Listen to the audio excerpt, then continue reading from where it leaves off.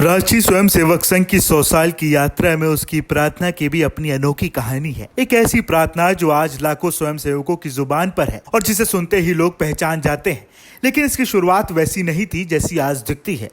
जब 1925 में डॉक्टर केशव बालीराम हेडगोवर ने संघ की नींव रखी और नियमित शाखाएं शुरू की, तब उनमें जन्मभूमि को नमन करने वाली प्रार्थना होती थी, जो मूल रूप से मराठी भाषा में थी और उसमें कुछ हिंदी शब्द भी जोड़े गए थे, क्योंकि नागपुर उस दौर में मराठी और हिंदी का मेल जोल बोलचाल में आम था।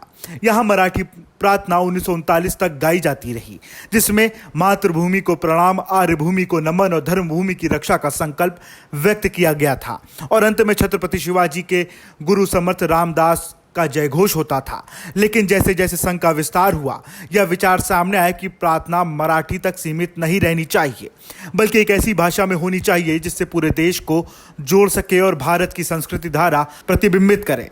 प्रेरणा मिली छत्रपति शाहू जी महाराज की शाही मोहर से, जो संस्कृत में था, और इस पर सभी की सहमति बनी कि संघ की प्रार्थना संस्कृत में होनी चाहिए। फरवरी 1939 में नागपुर से 50 किलोमीटर दूर सिंधी में एक ऐतिहासिक बैठक हुई, जहां नाना साहब तलातुले की आवाज पर डॉक्टर हेडगोवर के साथ साथ भविष्य के संचालक गुरु गोवलकर और बाला साहब देवरस भी मौजूद थे, और उनके साथ अप्पा जोशी, विठल राव पटकी, तत्या राव टेलंग, बाबाजी सालोडकर और कृष्णा राव मोहरिल जैसे वरिष्ठ कार्यकर्ता शामिल हुए।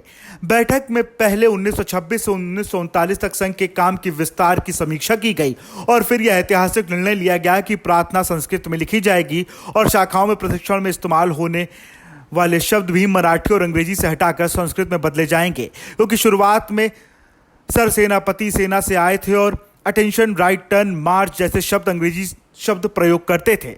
संस्कृत प्रार्थना करने की जिम्मेदारी सौंपी गई नरहरि नाराराव भिड़े को, जो संस्कृत के विद्वान थे और नागपुर शाखा के कार्यवाहक भी थे। उन्होंने डॉक्टर हेडगोवर और गुरु गोवलकर के निर्देशों पर आधार पर मराठी प्रार्थना का संस्कृत अनुवाद किया और नमस्ते सदा वत्सले मातृभूमि के रूप में वह नई प्रार्थना सामने आई, जिसमें मातृभूमि को प्रणाम करने के साथ साथ राष्ट्र सेवा और धर्म की रक्षा संकल्प व्यक्त किया गया।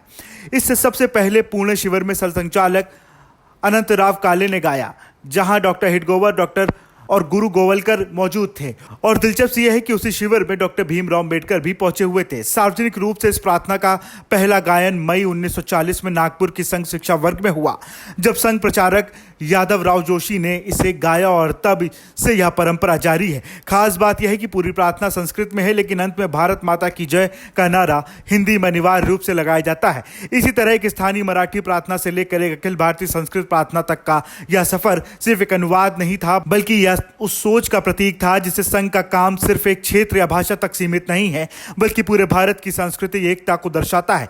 आज काफी सालों बाद भी संघ की प्रार्थना में कोई बदलाव नहीं हुआ है और रोज देश भर के हजारों शाखाओं में वही स्वर गूंजता है, नमस्ते सदा वत्सले मातृभूमि, जो हर स्वयंसेवक को मातृभूमि की सेवा और राष्ट्र के प्रति समर्पण का संदेश देता है। स्पेशल डेस्क, राष्ट्र टीवी।